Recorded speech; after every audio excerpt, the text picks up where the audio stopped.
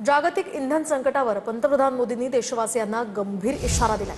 स्थिती सुधारली नाही तर सगळं संपेल असं मोदी म्हणालेत। शिवाय काही दशकात झालेली प्रगती पुसून प्रचंड गरिबी येऊ शकते असंही त्यांनी म्हटलंय। तर तुमच्या गाड्यांनी माझा ताफा वाढवू नका असं आवाहन फडणवीसांनी सुद्धा केलंय।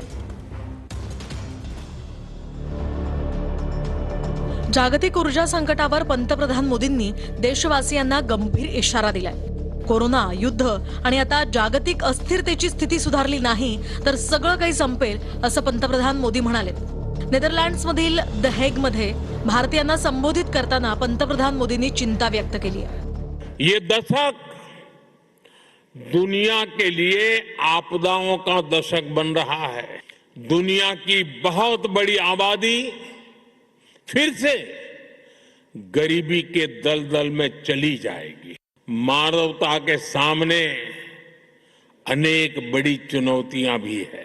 आज की एनर्जी क्राइसिस है, हम सभी देख रहे हैं।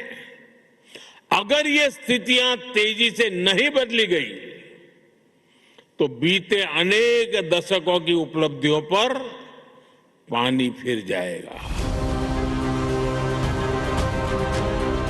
इंधन वाचवण्याचं आवाहन सुद्धा पंतप्रधानांनी देशवासियांना केलं। इकडे मुख्यमंत्री फडणवीसांनी पुण्यातल्या कार्यक्रमासाठी निम्मा ताफा घेऊन मुंबईहून पुण्यापर्यंत रस्तेमार्गे प्रवास केला। याच वेळी तुमच्या गाड्यांनी माझा ताफा वाढवू नका असं आवाहन मुख्यमंत्री फडणवीसांनी केलं।